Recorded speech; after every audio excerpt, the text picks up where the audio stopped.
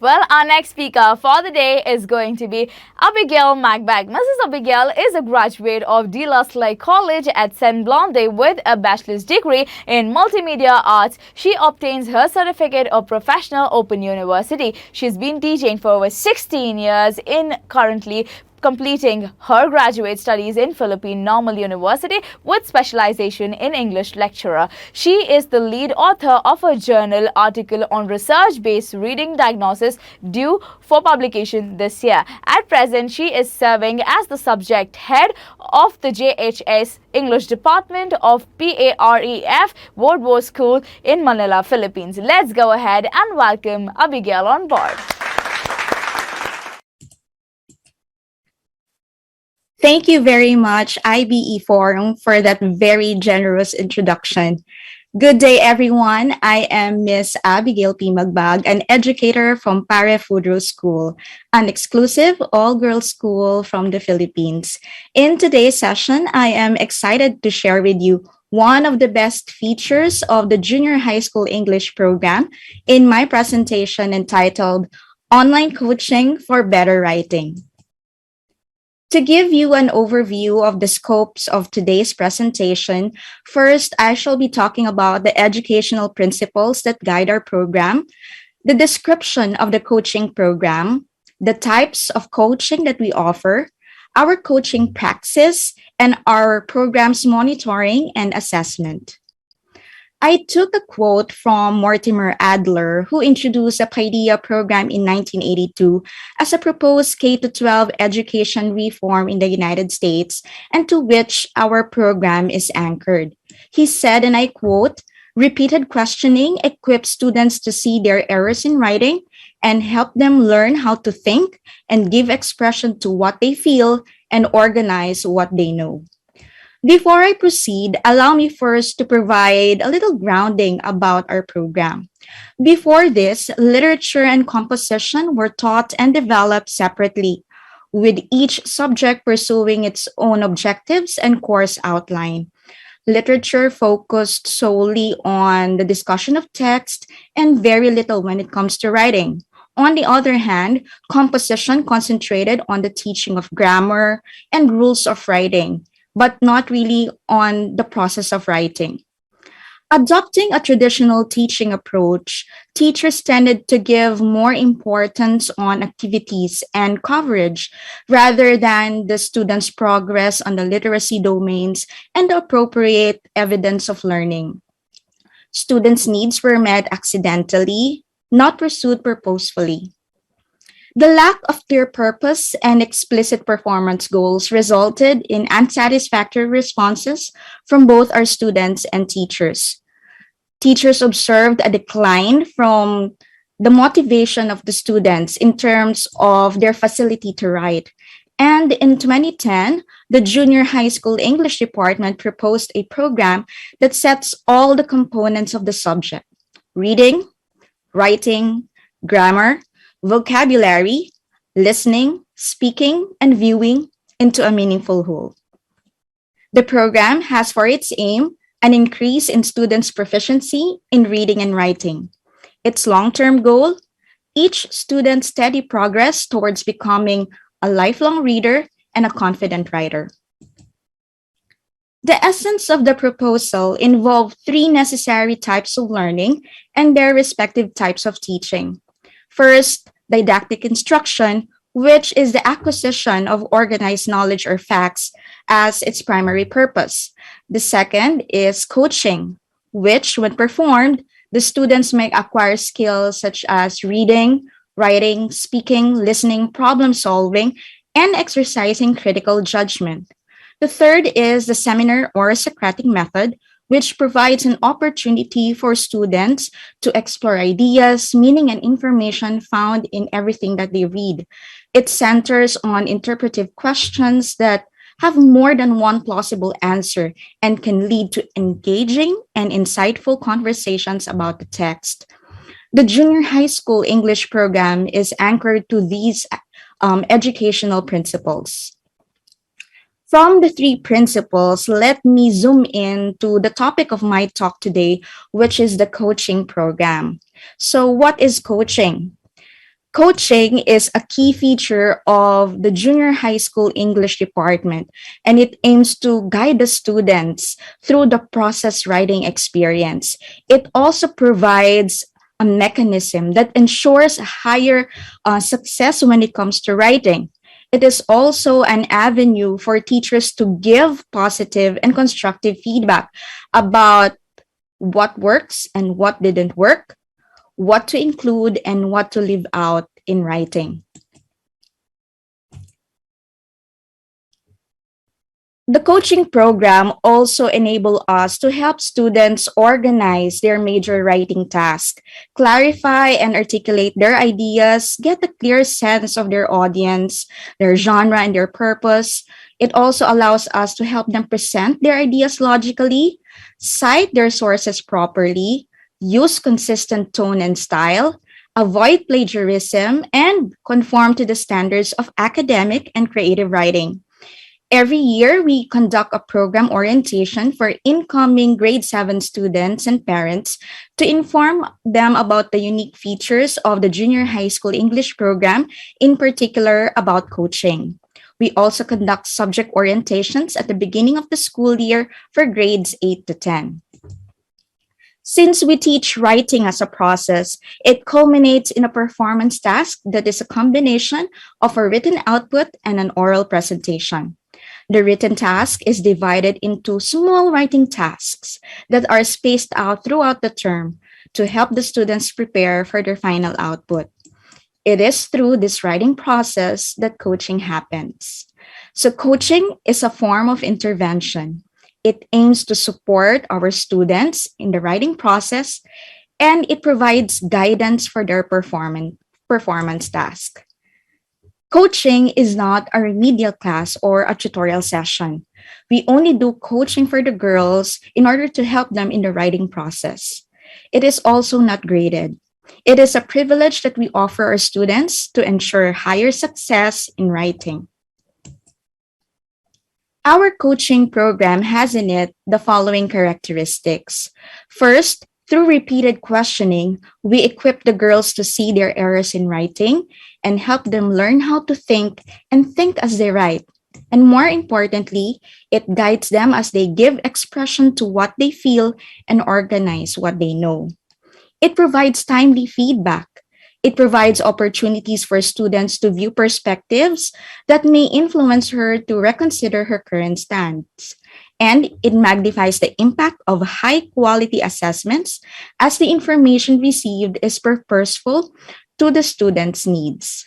Lastly, coaching is a sustained practice.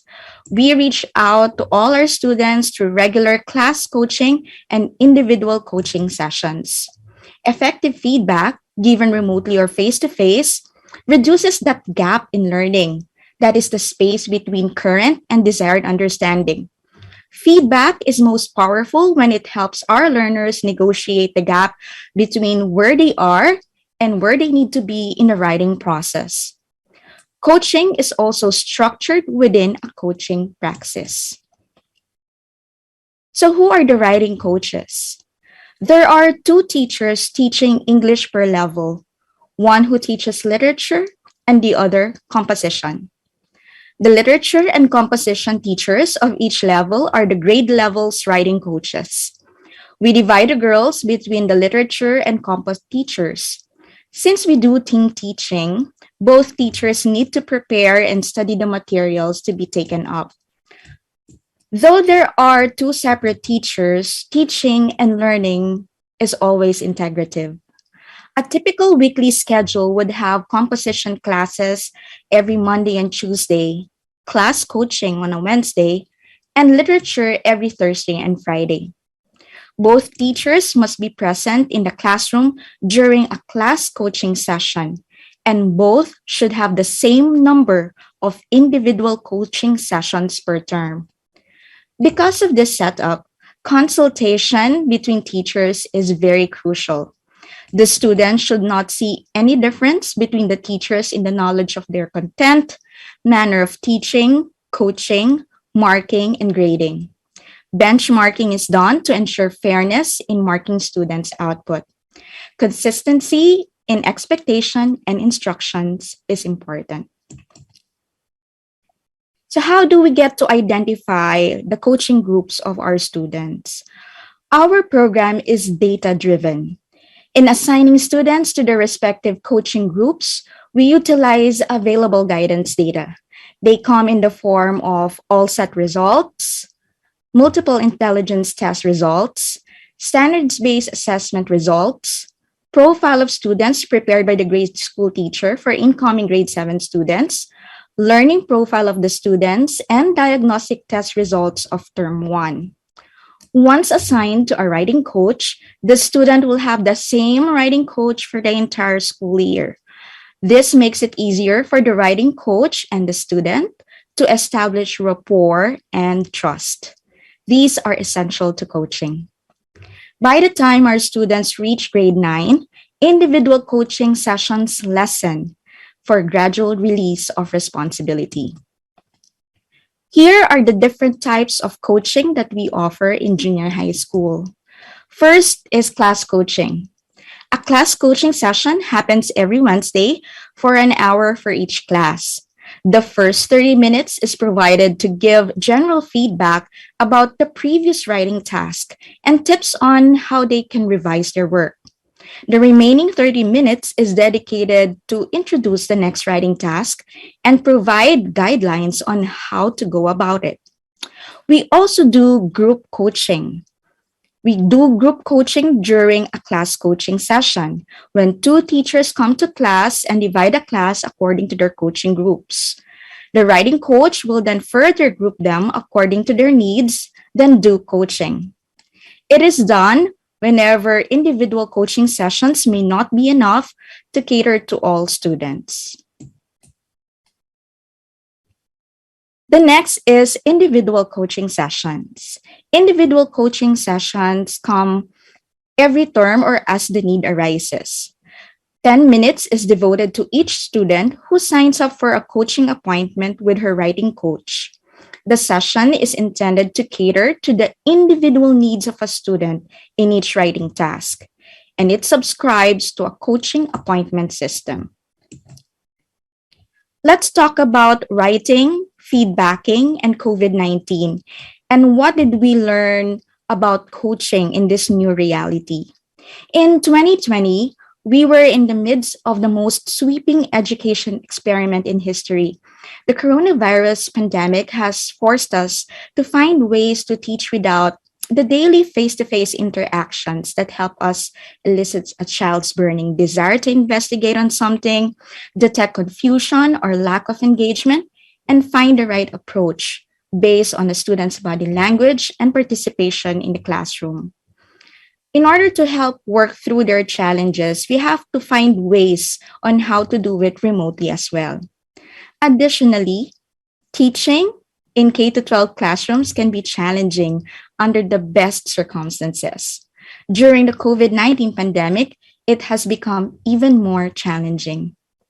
The good news is it happened at the end of the school year, when teachers have had opportunities to build relationships with their students. And fortunately, as well, in the past few decades, many of us have been experimenting with some promising technology, enabled approaches, sometimes called hybrid or personalized learning models. When we transitioned to remote learning, we tried as much as we can to stick to our practices and pivot them to the new learning modality. It requires teaching agility. One of our non-negotiables is our coaching program. So, from our practices that relied heavily on marking printed drafts and sign-up sheets, we utilize collaborative documents to replicate the process. From the dedicated coaching rooms where students meet us for their coaching sessions, we end up setting up Google Classrooms. In preparation for a significant step in the writing process, the English teachers would post their coaching appointments in their Google Classroom stream page 3 days before the scheduled coaching session. This is to ensure that everyone has been informed and equally given a chance to sign up.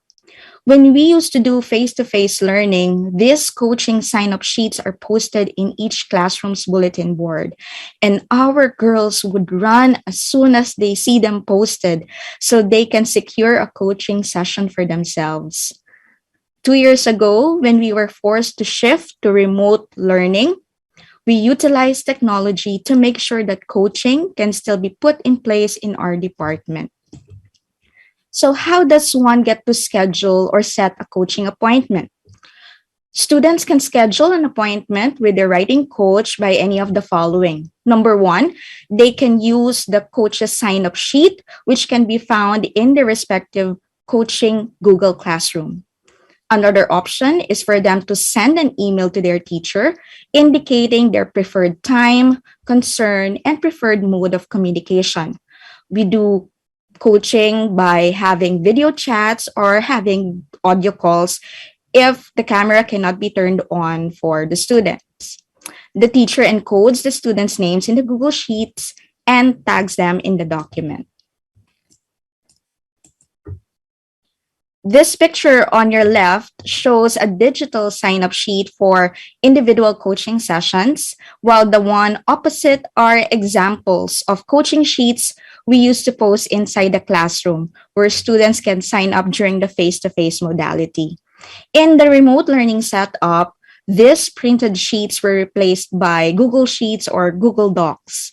For higher levels like grades 9 and 10, part of our subject orientation is actually teaching them how to set appointments using their Google calendars to sign up for their coaching appointments. These are snippets of my coaching group's Classroom, which replaced the coaching rooms we used to have in school.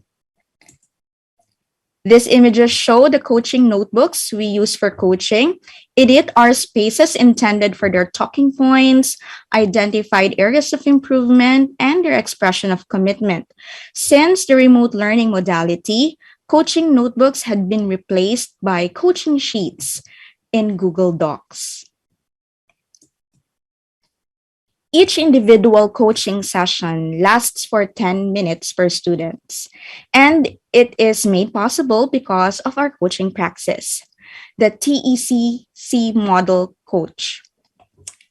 First is the talk stage or the stage one, where students are expected to formulate 3 talking points based on the written comments of their writing coach.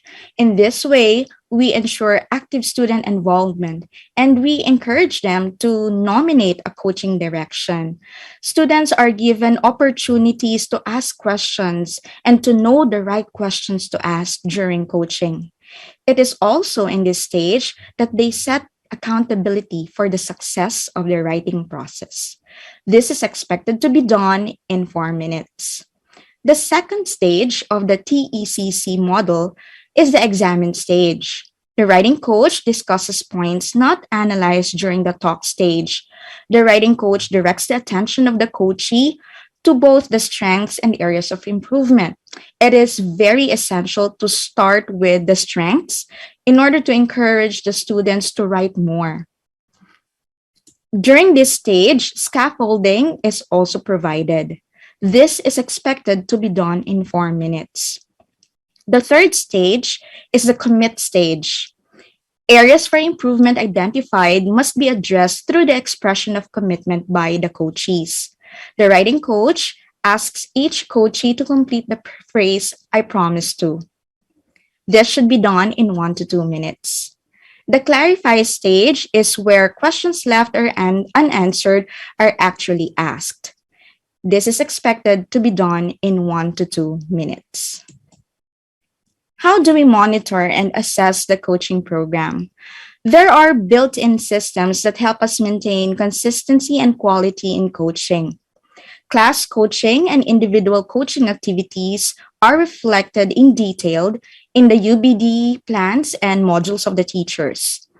There are also frequent pop-in and formal observations done during class coaching sessions. Term evaluation and coaching program evaluation is fielded every end of term to students. An exit evaluation of the program is also fielded to grade 10 students. We gauge the efficiency of the program through the academic progress and performance of our students and their success in writing competitions and college admissions.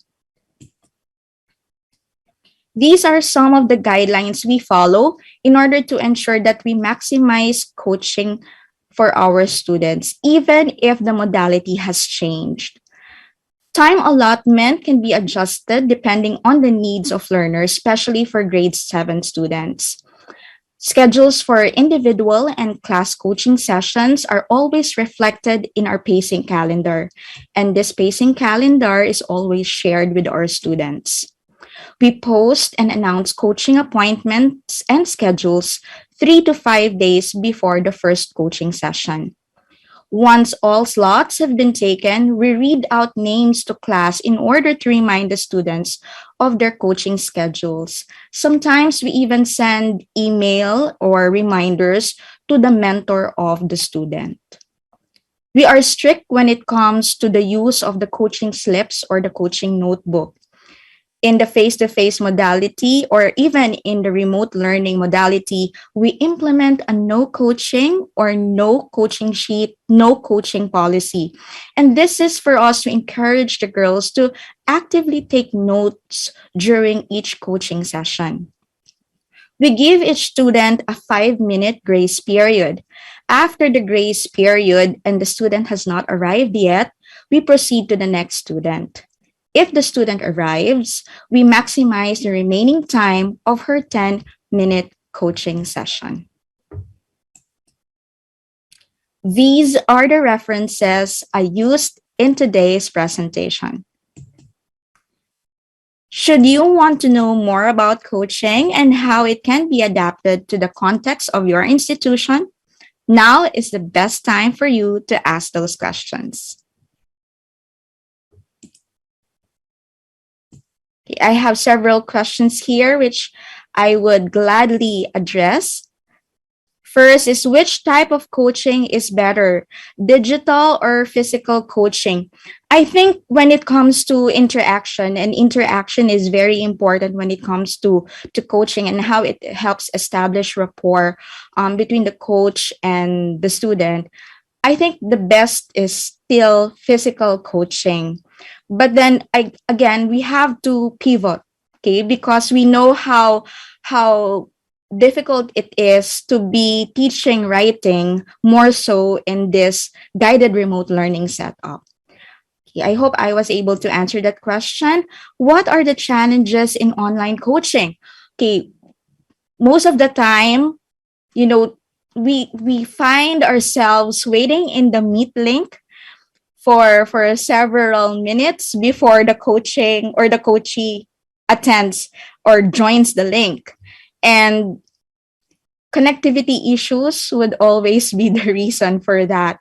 And if a student fails to meet us during that scheduled session, we always send out a letter or a notification to the mentor. We always try to provide another schedule for that student. So for connectivity issues, is the top challenges. Among other challenges, probably would be the willingness of the student to be coached. Okay, because of course you have not established rapport that easily, and receiving feedback as they see them being commented on their papers might deter them from actually engaging in coaching. Okay, I hope I was able to answer the second question. What are the qualities that teachers need for digital coaching? For digital coaching, they have to be well adept when it comes to technology.